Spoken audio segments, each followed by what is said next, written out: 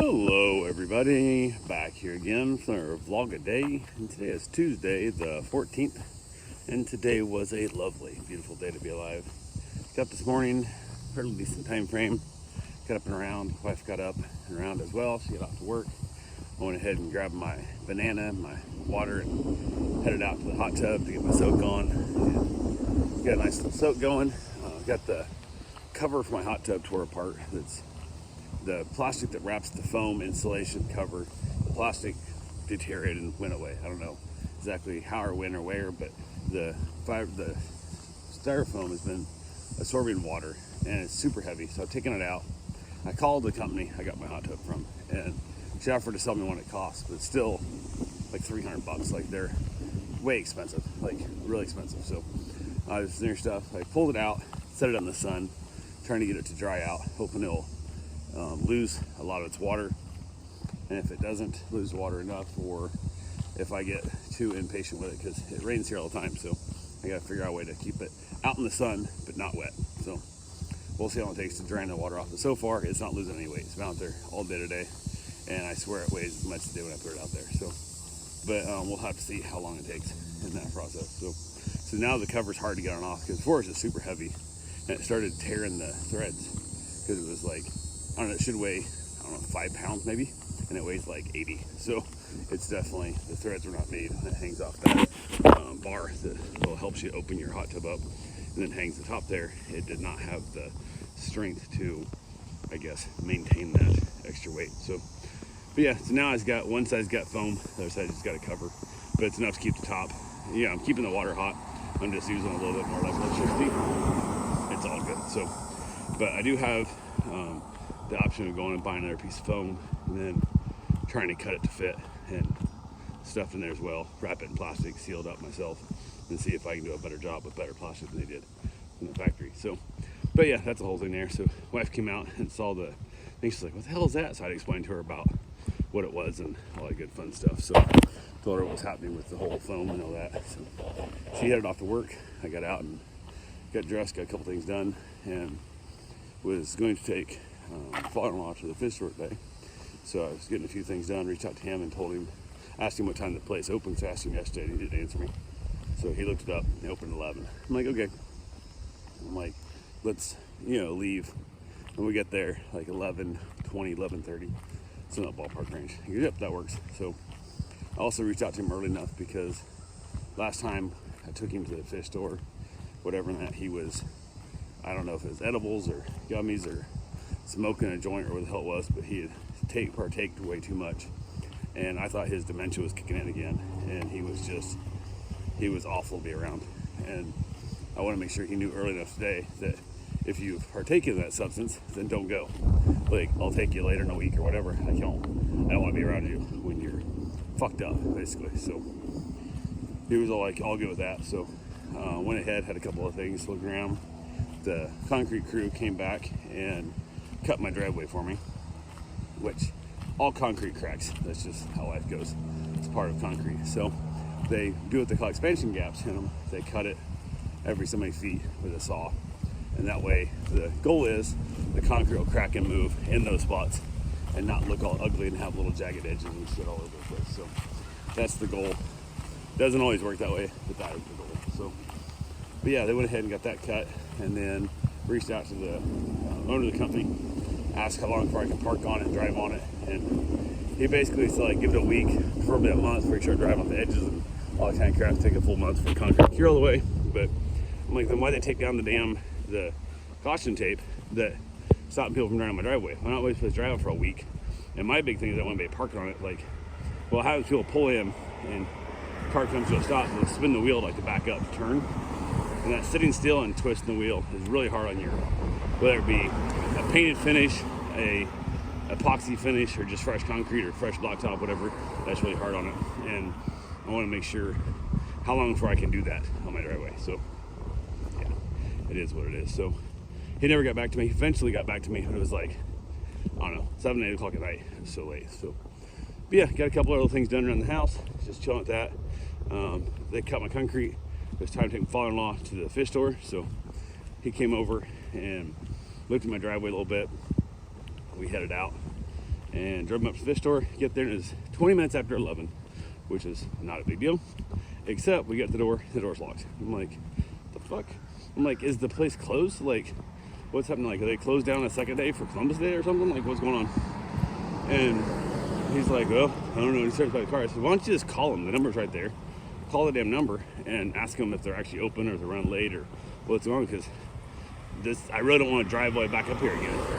Turns out they have a bunch of employees inside, and they all started like cleaning and prepping and shit, and all of them thought they would open the door at 11, and apparently nobody did. So, which is one of those situations where when I did have employees, I'd go and lock the door, or they would lock the door. I would require that it was stated, basically would yell out to everybody else in there, hey, we're open, blah, blah, whatever. That way, if nobody else hears anybody yell, they also think, oh shit, it's close to or after 11, and we should be opened up also. So apparently they don't do that here, so it is what it is. But yeah, so they finally came out and let us in, and he went looking around in there and stuff, and he just sometimes doesn't really pay attention to, he doesn't give the whole sentence what he's thinking. He thinks part of it in his head, then he tells you the rest of it, and it doesn't always work that great.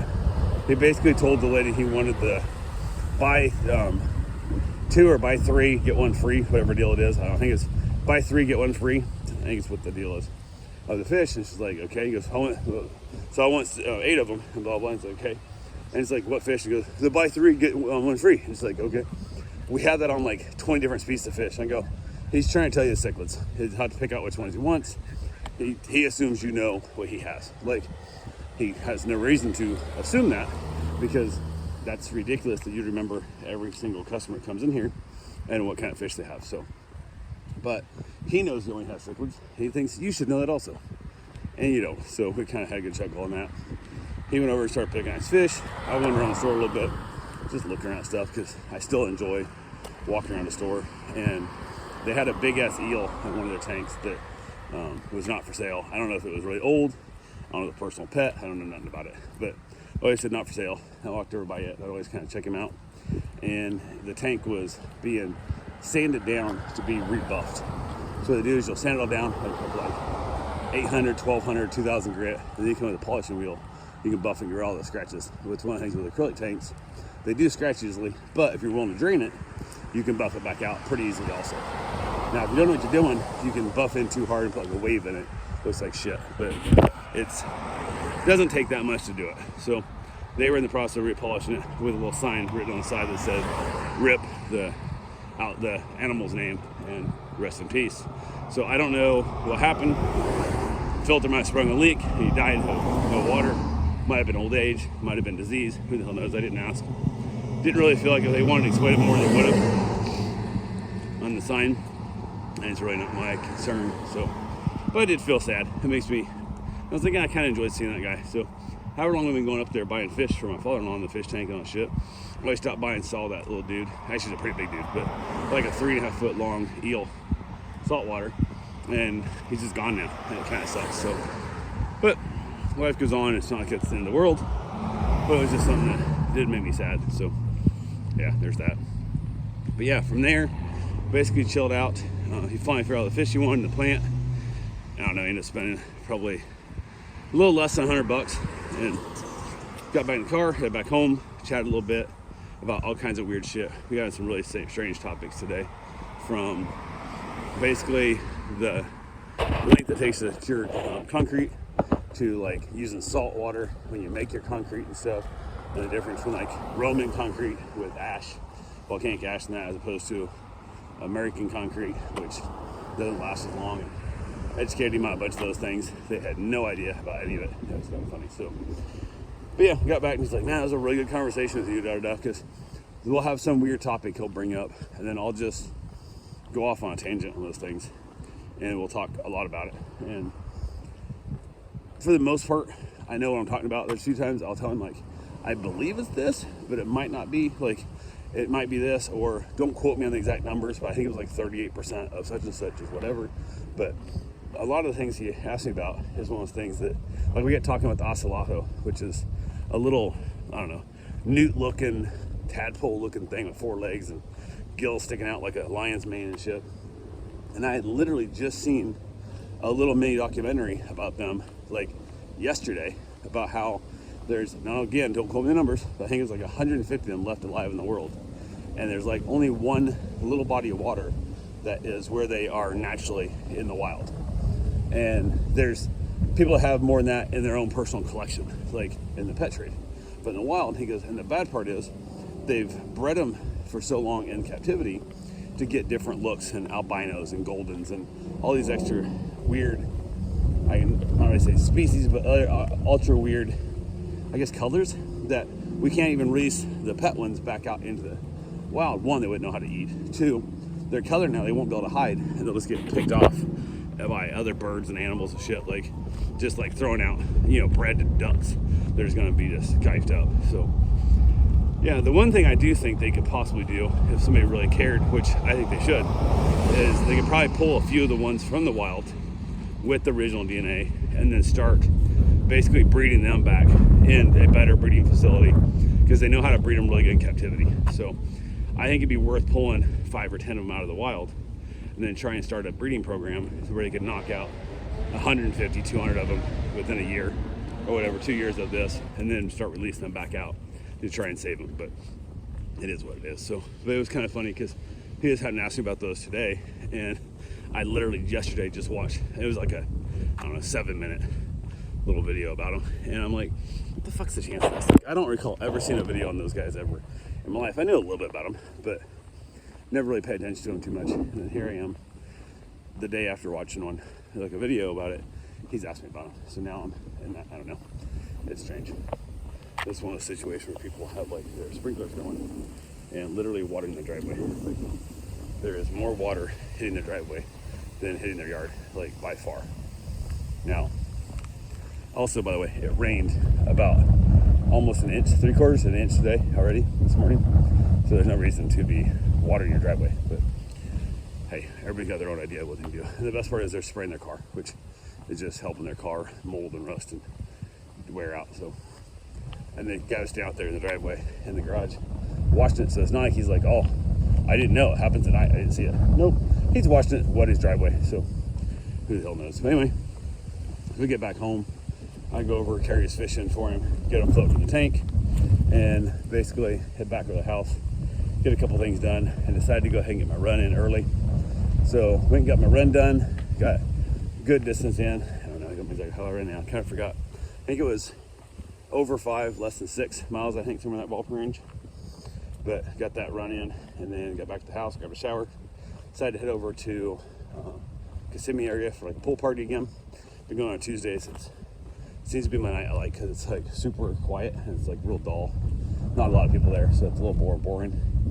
Karen couldn't go because she had to stick around for a phone call with a doctor, like a Zoom call her dad has, was like, I don't know, the opiate doctor. They got to do that stupid shit, and it's so dumb. And he can't figure out how to do it on his own, so she has to be there to help set it up for him. And yeah, and there's like, I don't know, I used to like, I can't remember if it said 100 or 1,000 people in the room.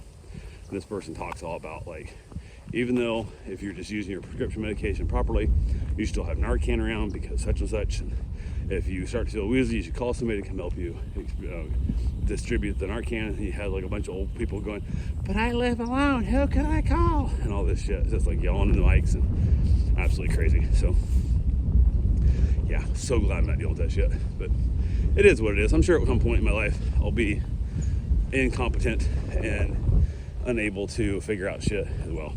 It'll be hovercrafts or, who the hell is AI bullshit that I refuse to mess with, that I become that old man or old woman that just is yelling at clouds.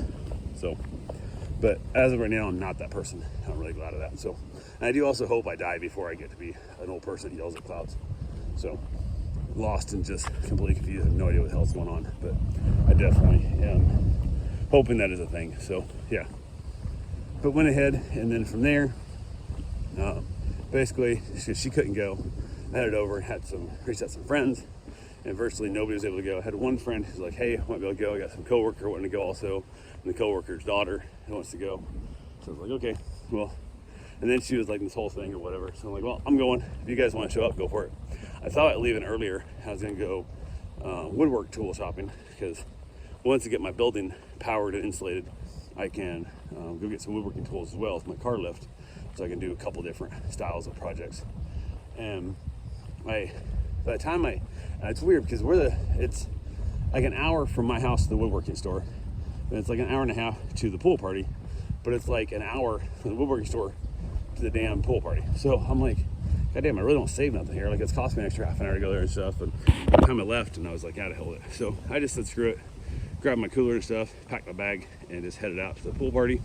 Figured I'd get there a little early, and then I was about halfway there, so about 40 minutes in. Pulled over, got some gas, and wife got home from work and told me I forgot my bag. So I forgot my towel, forgot my flip-flops, all this shit, forgot my cigars, which luckily I did grab 2. I threw in my shirt pocket, because I always bring like 5 or 6 in my bag, and then I have the 2 in my pocket. And I always have extra in case somebody else wants a cigar, because I'm happy to share with other people and whatnot. So, but yeah, that was not cool. So get to the event, I was like, God, do I go back? Do I just skip it? I don't have all my shit. So I was able to borrow a towel there, which is all good. Got there, hung out. We were in between the hot tub and the pool and back and forth in the bar and chilling out. And a friend of mine, she showed up with her co-worker's daughter only, not the co-worker. So we got chatting and talking and stuff, hanging around and playing out of the pool, and had a great time. And she ended up meeting up with some other dudes she met. It was like Hal or something. So, but he was hanging out, and they hit it off pretty fast and in a hurry. So everybody was just having a fun old time. And they usually do a drag show also on Tuesdays, and the DJ didn't announce the drag show was coming up. So like almost everybody missed the drag show. I was like, oh, that sucks. But the drag show ain't the best. It's fun, but it's not the best.